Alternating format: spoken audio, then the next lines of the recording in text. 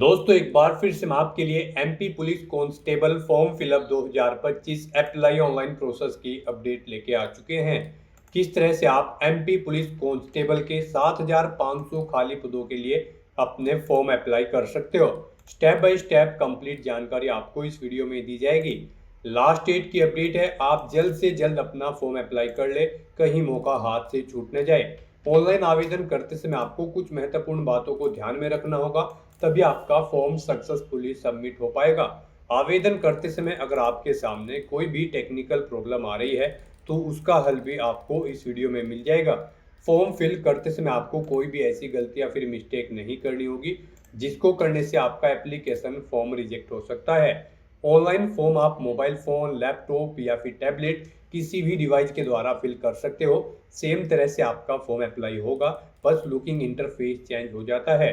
Form apply करते समय आप अपनी एजुकेशनल क्वालिफिकेशन की डिटेल किस प्रकार से फिल करोगे, किस तरह से आप अपनी डिस्ट्रिक्ट प्रेफरेंस दोगे, फोटोग्राफ आपको किस प्रकार से लाइव कैप्चर करना होगा, डॉक्यूमेंट सिग्नेचर कैसे और कितने केबी में आपको अपलोड करने होंगे, फीस पेमेंट करते हुए रजिस्ट्रेशन से लेकर प्रिंट तक आपको किस तरह से अपना फॉर्म अप्लाई कर लेना होगा। कंप्लीट डिटेल के लिए आपको ये वीडियो शुरू से लेके एंड तक बिना स्किप किए हुए देखनी होगी। इस वीडियो को पूरा देखने पर ही आपके सभी सवाल और डाउट क्लियर होंगे। तो चलिए दोस्तों, बिना कोई वक्त गंवाए शुरू करते हैं MP police constable form fill up की पूरी जानकारी। फॉर्म भरने से पहले आपको सबसे पहले हमारी वेबसाइट आईएनडी सरकारी नौकरी के इस पेज पर विजिट करना होगा, जिसका लिंक आपको नीचे description plus first comment box में मिल जाएगा। और हमारे इस पेज पर विजिट करके आप यहां से एमपी पुलिस कांस्टेबल का फॉर्म अप्लाई कर सकते हो। MP police department Madhya Pradesh employ selection board की ओर से कांस्टेबल का नोटिफिकेशन रिलीज किया गया था, जिसमें 7500 वैकेंसीज निकली हुई है। लास्ट डेट ऑनलाइन आवेदन करने की 29 सितंबर 2025 है, कुछ ही दिन शेष रह गए हैं। 19,500 से 62,000 यहाँ पर सैलरी आपको दी जाएगी प्रति माह के लिए। 10वीं पास कैंडिडेट अप्लाई कर सकते हैं। 18 से 33 वर्ष आयु सीमा है। फी जनरल या अदर स्टेट के लिए 560 है। SC/ST OBC के लिए 310 है, जो कि आप ऑनलाइन मोड से पेमेंट कर सकते हो। सिलेक्शन होगा written exam, physical efficiency test, physical standard test, medical test के आधार पे ऑनलाइन अप्लाई कर सकते हो। Madhya Pradesh MP job location है, ऑल इंडिया से ऑनलाइन कर सकते हो। esb.mp.gov.in इसकी ऑफिशियल वेबसाइट है, जिससे आप ऑनलाइन आवेदन कर सकते हो। इंपोर्टेंट लिंक सेक्शन के अंतर्गत ऑफिशियल नोटिफिकेशन PDF लिंक पर क्लिक करके आप इसके PDF डाउनलोड कर सकते हो, जिसमें आपको यहाँ पर सबसे पहले इंपोर्टेंट डेट्स की यहाँ पर टेबल मिल जाएगी। फीस किस कैटेगरी को किस प्रकार से कितना जमा करना होगी, यहाँ पर आपको डेट दे दी गई है एग्जामिनेशन की, वो भी आप यहाँ पर पूरा शेड्यूल चेकआउट कर ले।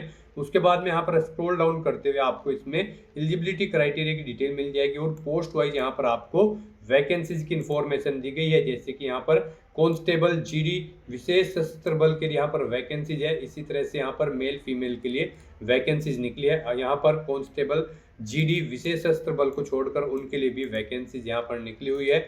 इसी तरह से यहाँ पर स्क्रॉल डाउन करते हुए आपको क्वालिफिकेशन की डिटेल मिल जाएगी। यहाँ पर आपको सैलरी की जानकारी मिल जाएगी, एज लिमिट, और यहाँ पर आप देख सकते हो इसमें आपको एज लिमिट, एज रिलैक्सेशन की भी इंफॉर्मेशन दे दी गई है। 10वीं पास अप्लाई कर सकते हैं। जो अनुसूचित जनजाति यहाँ पर कैंडिडेट है वे 8वीं पास भी अप्लाई कर सकते हैं। एज लिमिट मध्य प्रदेश के अनारक्षित के लिए मैक्सिमम 33 है। अलग अलग कैटेगरी के लिए मैक्सिमम आयु सीमा यहाँ पर रखी गई है, जो आप अपने अकॉर्डिंग यहाँ से चेकआउट कर सकते हो। देन उसके बाद अप्लाई कर सकते हो। एग्जामिनेशन पैटर्न आपको यहाँ पर मिल जाएगा, आप पूरा सिलेबस भी रीड आउट कर सकते हो। साथ ही साथ फिजिकल की डिटेल आपको यहाँ पर मिल जाएगी, क्या हाइट रहेगी, चेस्ट आपकी क्या रहने वाली है, कितनी रनिंग आपको यहाँ पर इसमें कंप्लीट करनी होगी, कितने टाइम में आपको कितनी रनिंग करनी होगी, मेल फीमेल के लिए, सभी के लिए यहाँ पर आपको एलिजिबिलिटी क्राइटेरिया के साथ साथ में फिजिकल क्राइटेरिया की डिटेल भी इसमें मिल जाएगी। तो स्क्रॉल डाउन करते हुए आपको पूरी PDF रीड आउट कर लेनी है। फॉर्म अप्लाई करने से रिलेटेड भी यहाँ पर आपको जानकारी मिल जाएगी कि किस प्रकार से आपको यहाँ पर अपना लाइव फोटो कैप्चर करना होगा, कैसे डॉक्यूमेंट सिग्नेचर अपलोड करने होंगे। सभी गाइडलाइंस आपको यहाँ पर रीड आउट कर लेना अनिवार्य है। अप्लाई करने से पहले इस PDF को पूरा चेकआउट करने से आपके सभी सवाल और डाउट क्लियर हो जाएंगे। ये PDF रीड आउट करने के बाद में आपको अप्लाई ऑनलाइन लिंक पर क्लिक करना होगा, तो आपके सामने ऑनलाइन आवेदन करने का ये ऑफिशियल पोर्टल ओपन हो जाएगा। यहाँ पर आने के बाद आपको इस पेज को नीचे स्क्रॉल डाउन करना है और पुलिस मुख्यालय गृह पुलिस विभाग मध्य प्रदेश शासन के अंतर्गत आरक्षक संवर्ग कार्यपालिका की सीधी भर्ती हेतु चयन परीक्षा 2025 में यहाँ पर आपको अप्लाई के इस लिंक पर क्लिक कर देना है। यहाँ पर आपको अप्लाई के लिए ये इमेज दी गई है, आप इस पर क्लिक करें। आपके सामने यहाँ पर कुछ इस तरह से इंटरफेस ओपन होगा। गाइड यहाँ पर आने के बाद आपसे पूछा गया कि क्या आप घोषणा करते हैं कि आपके द्वारा नियम पुस्तिका में दी गई समस्त जानकारियां एवं शर्तों को आपने भली भांति पढ़ लिया है और समझ लिया है, यानी कि आपने ऑफिशियल एडवर्टाइजमेंट को केयरफुली रीड आउट कर लिया है। तो यहाँ पर आपको इस चेकबॉक्स को ओके करना है। उसके बाद यहाँ पर आपको आगे बढ़ाएं के इस ऑप्शन पर क्लिक कर देना है। फिर यहाँ पर आपके सामने कुछ इस तरह से इंटरफेस ओपन होगा। यहाँ पर गाइड अगर आपने एमपी ऑनलाइन लिमिटेड के पोर्टल पर पहले से अपनी प्रोफाइल रजिस्टर कर रखी है तो यहाँ पर आपको अपना सामान्य पंजीकरण क्रमांक एंटर करना है। उसके बाद यहाँ पर आपको अपनी डेट ऑफ बर्थ इस कैलेंडर में से सिलेक्ट करनी है। फिर आपको इस कैप्चा कोड का आंसर यहाँ पर देना है और फिर सत्यापित कर आगे बढ़ाएं के इस ऑप्शन पर क्लिक करते हुए आपको अपना फॉर्म अप्लाई करना होगा। और अगर यहाँ पर आप एमपी ऑनलाइन लिमिटेड के इस पोर्टल के थ्रू किसी भी भर्ती के लिए फर्स्ट टाइम अप्लाई करने जा रहे हो तो सबसे पहले यहाँ पर आपको अपनी प्रोफाइल रजिस्टर करनी होगी। उसके लिए यहाँ पर आपको प्रोफाइल रजिस्ट्रेशन का ये लिंक दिया गया है, आप इस पर क्लिक करें और अपनी प्रोफाइल यहाँ पर रजिस्टर कर लें। उसके लिए आपको इस लिंक पर क्लिक करना है। फिर आपके सामने यहाँ पर कुछ इस तरह से इंटरफेस ओपन होगा। यहाँ पर अब आपसे पूछा गया है कि क्या आपके पास पूर्व में पंजीकृत प्रोफाइल आईडी है, तो यहाँ पर आपको नो ऑप्शन सेलेक्ट करना है, यानी कि नहीं ऑप्शन सेलेक्ट करना है अगर आपके पास आईडी नहीं है, आप फर्स्ट टाइम अप्लाई करने जा रहे हो इस पोर्टल के थ्रू। फिर यहाँ पर गाइड आपको अपना मोबाइल नंबर एंटर करना है। उसके बाद आपको अपनी ईमेल आईडी एंटर करनी है। आपका मोबाइल नंबर और email ID active and valid होने चाहिए। फिर आपको इस कैप्चा कोड का आंसर यहाँ पर देना है और उसके बाद आपको ओटीपी प्राप्त करें के इस ऑप्शन पर क्लिक कर देना है। फिर यहाँ पर आपके रजिस्टर्ड मोबाइल नंबर पर एक ओटीपी आया होगा। जो मोबाइल नंबर यहाँ पर आपने एंटर किया है उस पर एक ओटीपी आया होगा, वो ओटीपी आपको यहाँ पर एंटर करना है। गाइस यहाँ पर आप कोशिश करें वो मोबाइल नंबर आप एंटर करें जिससे आपका आधार लिंक है। तो यहाँ पर अपना ओटीपी एंटर करने के बाद फिर आपको ओटीपी सत्यापन करें के इस ऑप्शन पर क्लिक करके अपना ओटीपी यहाँ पर वेरीफाई कर लेना है। नेक्स्ट आपके सामने कुछ इस तरह से इंटरफेस ओपन होगा। यहाँ पर आपके रजिस्टर्ड मोबाइल नंबर पर आपको एक रजिस्ट्रेशन आईडी और पासवर्ड सबमिट कर दिए गए हैं। अब उनका यूज करते हुए यहाँ पर आपको लॉगिन करना है। यहाँ पर आपको अपनी रजिस्ट्रेशन आईडी एंटर करनी है, अपना प्रोफाइल पासवर्ड आपको एंटर करना है जो आपके मोबाइल नंबर पर सबमिट किया गया है। इस कैप्चा कोड का आंसर आपको यहाँ पर देना है और उसके बाद आपको फिर लॉगिन की स्टेप पर क्लिक कर देना है। नेक्स्ट यहाँ पर आपको अपना ई-केवाईसी सत्यापन करना है। यहाँ पर आपसे पूछा गया कि क्या आपके पास आधार नंबर है, तो यहाँ पर आपको हाँ ऑप्शन सिलेक्ट करना है। गाइस यहाँ पर आपके पास आधार होना मस्ट है, अदरवाइज आप एमपी ऑनलाइन लिमिटेड पोर्टल के थ्रू किसी भी भर्ती के लिए अप्लाई नहीं कर पाओगे। तो यहाँ पर आप हाँ ऑप्शन सिलेक्ट करें और फिर यहाँ पर आप ऑप्शन सिलेक्ट करें आप ओटीपी के द्वारा अपना सत्यापन करना चाहते हैं या फिर बायोमेट्रिक स्कैन के द्वारा। यहाँ पर आप अपने अकॉर्डिंग ऑप्शन सिलेक्ट करें। अगर आप ओटीपी के द्वारा करते हैं तो ई-केवाईसी ओटीपी द्वारा सत्यापन के ऑप्शन पर क्लिक करें। उसके बाद यहाँ पर आप आगे बढ़ाएं के इस टैब पर क्लिक कर दें और फिर यहाँ पर आप अपना आधार नंबर एंटर करें। उसके बाद इस चेकबॉक्स को ओके करें। इस कैप्चा कोड का आंसर आप यहाँ पर प्रोवाइड कराएं और उसके बाद फिर गाइस आप जनरेट ई-केवाईसी ओटीपी के इस ऑप्शन पर क्लिक कर दें। फिर यहाँ पर आपके रजिस्टर्ड मोबाइल नंबर पर एक ओटीपी आएगा जिससे आपका आधार लिंक है। वो ओटीपी आपको यहाँ पर एंटर करना है, इस चेकबॉक्स को ओके करना है और उसके बाद गेट डिटेल के इस ऑप्शन पर क्लिक कर देना है। नेक्स्ट आपके सामने कुछ इस तरह से इंटरफेस होगा। अब यहाँ पर आपका रजिस्ट्रेशन फॉर्म स्टार्ट हो चुका है। अब आपको अपनी बेसिक डिटेल्स प्रोवाइड करते हुए यहाँ पर अपना रजिस्ट्रेशन करना होगा। सबसे पहले यहाँ पर गाइड आपको अपना नाम एंटर करना है। उसके बाद यहाँ पर आपको अपना उपनेम यहाँ पर एंटर करना है। फिर यहाँ पर आपको अपने पिता या पति का नाम देना है, अपनी मदर का नाम आपको एंटर करना है। फिर यहाँ पर आपको अपनी 10वीं क्लास के अकॉर्डिंग अपनी डेट ऑफ बर्थ यहाँ पर सेलेक्ट कर लेनी है। 10वीं क्लास में जो आपकी जन्म तिथि दर्ज है उसके अकॉर्डिंग आपको अपनी डेट ऑफ बर्थ यहाँ पर सेलेक्ट करनी है। फिर आपसे पूछा गया कि क्या आप मध्य प्रदेश के मूल निवासी हैं, अगर हैं तो आप हाँ करेंगे, नहीं तो नहीं करेंगे। उसके बाद यहाँ पर आपको अपना जेंडर सेलेक्ट करना है, आप मेल हो या फिर फीमेल। फिर यहाँ पर आपको अपनी श्रेणी कैटेगरी सिलेक्ट कर लेनी है, आप रिजर्व कैटेगरी से SC ST OBC या फिर अनरिजर्व कैटेगरी से हैं, आप अपने अकॉर्डिंग यहाँ पर ऑप्शन सेलेक्ट कर लें। फिर यहाँ पर आपसे पूछा गया कि क्या आप आर्थिक रूप से कमजोर EWS श्रेणी के अंतर्गत आते हैं, अगर आप अनरिजर्व कैटेगरी कैंडिडेट हैं तो इसमें हाँ या नहीं आप ऑप्शन सेलेक्ट करेंगे। और अगर आप यहाँ पर SC ST या फिर OBC कैंडिडेट होंगे तो फिर आपके सामने ये ऑप्शन डिसेबल्ड कर दिया जाएगा। फिर यहाँ पर आपको अपनी हायर क्वालिफिकेशन सेलेक्ट कर लेनी है, यानी कि आपकी जो हाईएस्ट क्वालिफिकेशन है वो आपको यहाँ पर सिलेक्ट कर लेनी है। आपने यहाँ पर ग्रेजुएशन, पोस्ट ग्रेजुएशन या फिर 12वीं या फिर कोई इंजीनियरिंग डिग्री, डिप्लोमा, जो भी आपकी हायर क्वालिफिकेशन है वो यहाँ पर आपको सिलेक्ट कर लेनी है। फिर आपको अपने निवास का क्षेत्र यहाँ पर सिलेक्ट करना है। आप रूरल एरिया में रहते हैं या फिर अर्बन एरिया में, यानी कि ग्रामीण या शहरी, आप अपने अकॉर्डिंग ऑप्शन सेलेक्ट करें। फिर यहाँ पर आपसे पूछा गया कि क्या आप दिव्यांग कैंडिडेट हैं और आपकी डिसेबिलिटी न्यूनतम 40% है। अगर है तो आप हाँ करेंगे, नहीं तो नहीं ऑप्शन सेलेक्ट करेंगे। हाँ ऑप्शन अगर आप सेलेक्ट करते हैं तो फिर यहाँ पर आपको अपनी दिव्यांगता का प्रकार सेलेक्ट कर लेना है, और अगर आप दिव्यांग कैंडिडेट नहीं हैं तो सिंपली यहाँ पर आप नो ऑप्शन सेलेक्ट कर लेंगे। उसके बाद यहाँ पर आपको ये डिटेल प्रोवाइड नहीं करानी होगी। फिर यहाँ पर आपको अपनी वैवाहिक स्थिति का विवरण देना है। यहाँ पर आपसे पूछा गया कि क्या आप विवाहित हैं, अगर हैं तो आप हाँ करेंगे, और यहाँ पर फिर आपको अपनी विवाह की तिथि सिलेक्ट करनी होगी, और अगर नहीं है आप विवाहित तो आप नहीं ऑप्शन सेलेक्ट कर लेंगे। अगर आप विवाहित हैं तो यहाँ पर आपको फिर अपने जीवित बच्चों की संख्या देनी है। अंतिम बच्चे की जन्म तिथि यहाँ पर आपको सेलेक्ट करनी है। अंतिम बच्चा जुड़वा है तो आप हाँ करेंगे, नहीं तो नो ऑप्शन सेलेक्ट करेंगे। इस तरह से यहाँ पर आपको अपनी डिटेल देने के बाद फिर आपको अपनी एड्रेस की डिटेल यहाँ पर प्रोवाइड करनी है। यहाँ पर सबसे पहले आपको अपना मकान नंबर एंटर करना है, गली, मोहल्ला, गांव, क्षेत्र, कॉलोनी, शहर या तहसील एंटर करनी है। अपना स्टेट आपको सेलेक्ट करना है, इसके अकॉर्डिंग आपको डिस्ट्रिक्ट यहाँ पर सेलेक्ट कर लेना है। फिर यहाँ पर आपको अपना पिन कोड एंटर कर देना है। इस तरह से यहाँ पर आपको अपने एड्रेस की डिटेल प्रोवाइड करनी है। फिर यहाँ पर आपको आपका मोबाइल नंबर और ईमेल आईडी ऑटोमेटिकली फिर मिलेगी, जो आपने रजिस्ट्रेशन आईडी क्रिएट करते हुए प्रोवाइड कराई थी। अब यहाँ पर आपको आपकी बॉडी पर कोई कट या तिल का निशान है तो उस पैलेस का नाम यहाँ पर देना है।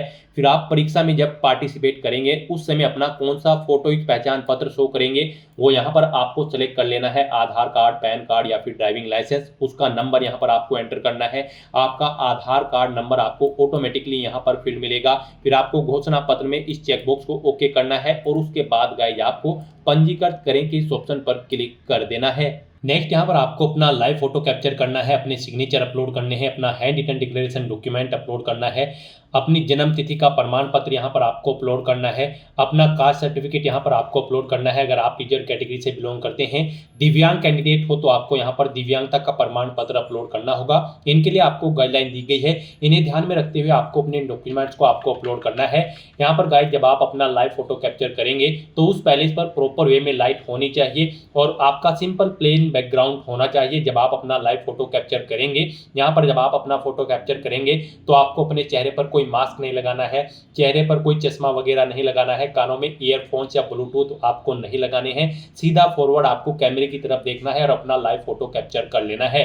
यहाँ पर आपको ये कुछ इंस्ट्रक्शन दी गई हैं आपके इन डॉक्यूमेंट्स को अपलोड करने के लिए। आपको इन्हें रीड करना है और उसके बाद अपने डॉक्यूमेंट्स यहाँ पर आपको अपलोड करने हैं। जब यहाँ पर आप अपना लाइव फोटो कैप्चर करेंगे तो यहाँ पर आपके पास इसे कैप्चर करने के लिए दो ऑप्शन हैं। आप यहाँ पर वेब कैमरा के थ्रू अपना फोटो कैप्चर कर सकते हैं या फिर QR कोड को स्कैन करते हुए अपने मोबाइल फोन से भी आप अपना फोटो कैप्चर कर सकते हैं। यहाँ पर वेब कैमरा के थ्रू जब आप अपना फोटो कैप्चर करेंगे तो आप फोटो कैप्चर के इस ऑप्शन पर क्लिक करेंगे और अपने वेब कैमरा के थ्रू यहाँ पर आप अपना लाइव फोटो कैप्चर कर लेंगे। अगर QR कोड के थ्रू अपना फोटो कैप्चर करना चाहते हैं तो आप जनरेट QR के इस ऑप्शन पर क्लिक करें। ये QR कोड आप अपने मोबाइल फोन से स्कैन करें, जो भी आपके मोबाइल फोन में QR कोड रीड करने की एप्लीकेशन होगी उसके थ्रू आप इसे स्कैन करें और अपना लाइव फोटो यहाँ पर कैप्चर कर लें। उसके बाद गाइड यहाँ पर आपको इस चेकबॉक्स को ओके करना है कि मुझे अपना फोटो हस्ताक्षर उचित स्थान पर सही और स्पष्ट दिखाई दे रहा है।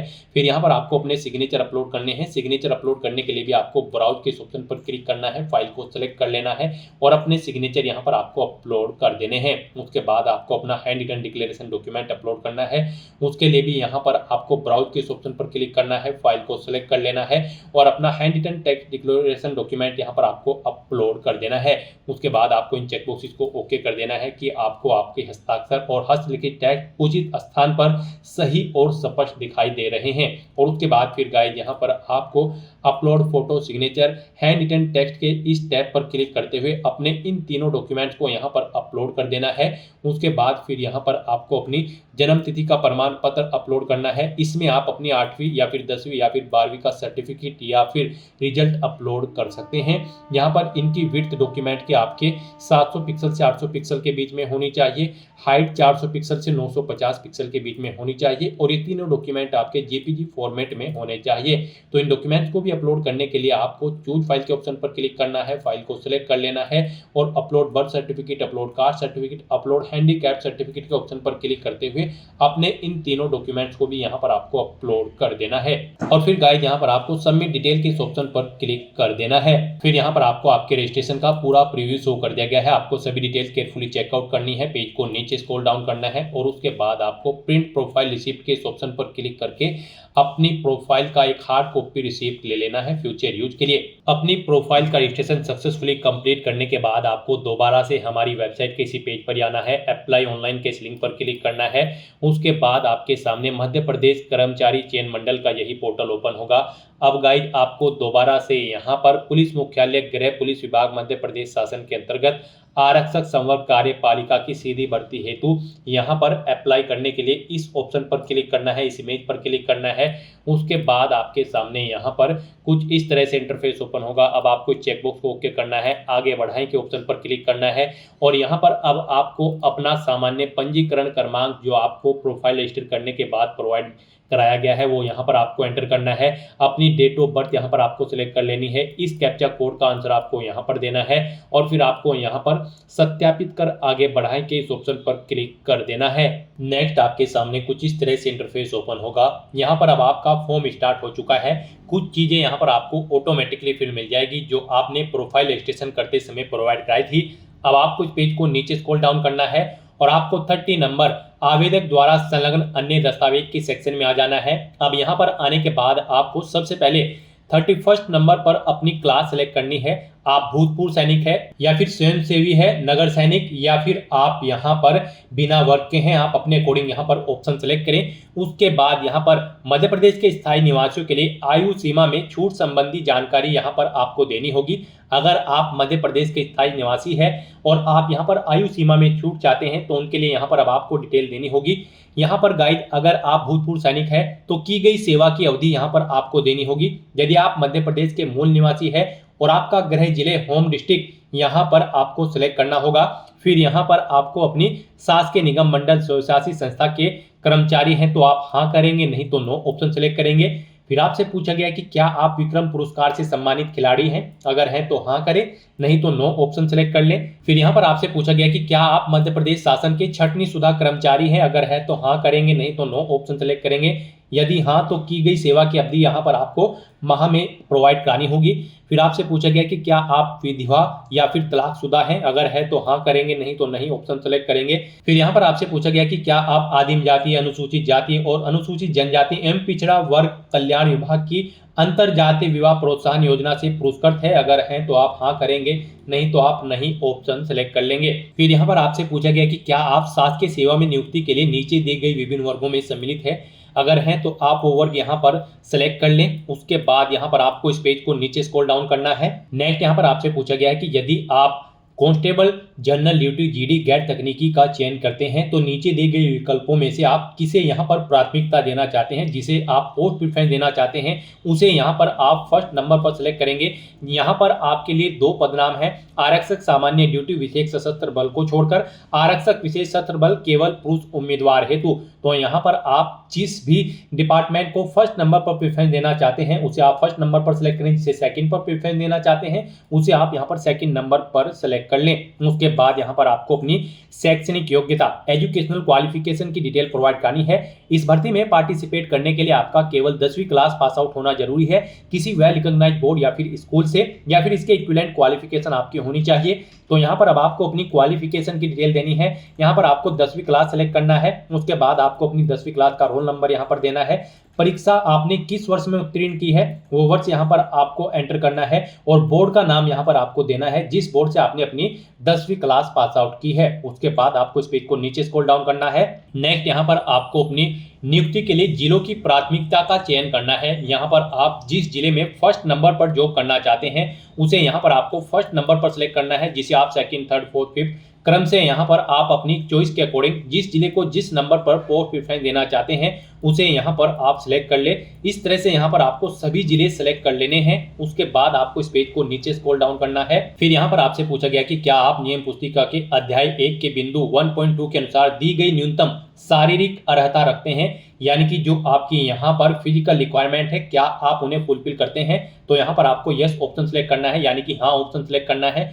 फिर आपसे पूछा गया कि आवेदित पद समूह के लिए न्यूनतम आप यहाँ पर शैक्षणिक योग्यता रखते हैं, यानी कि क्या आप 10वीं क्लास पास आउट है। तो यहाँ पर भी आपको हाँ ऑप्शन सेलेक्ट करना है, अदरवाइज आप एलिजिबल नहीं होंगे इस भर्ती में पार्टिसिपेट करने के लिए। फिर अगर आप अनुसूचित जनजाति ST श्रेणी के उम्मीदवार हैं तो आप 10वीं बोर्ड या उसके उच्च शिक्षा उत्तीर्ण है, तो यहाँ पर आपको हाँ ऑप्शन सेलेक्ट करना होगा अगर आप इस कैटेगरी से बिलोंग करते हैं। फिर यहाँ पर आपको आपका आधार कार्ड का क्रमांक ऑटोमेटिकली फिर मिल जाएगा जो आपने यहाँ पर प्रोफाइल रजिस्ट्रेशन करते समय प्रोवाइड कराया था। उसके बाद यहाँ पर आपको अपनी एग्जाम सिटी की प्रेफरेंस देनी है। यहाँ पर आपको 4 चॉइसेस दी गई है, आप अपनी चॉइस के अकॉर्डिंग यहाँ पर 4 एग्जाम सिटी 1 बाय 1 करके सिलेक्ट कर ले।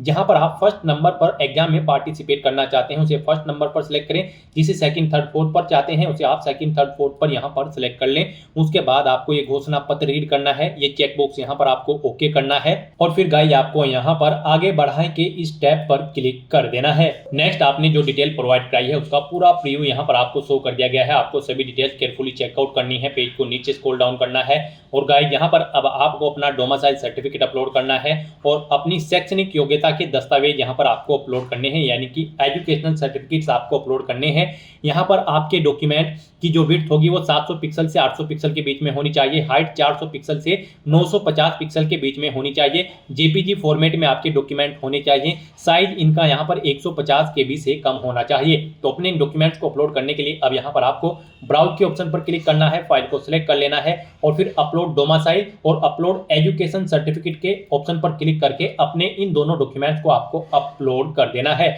और फिर गाइस यहाँ पर आपको सबमिट डिटेल के इस टैब पर क्लिक कर देना है।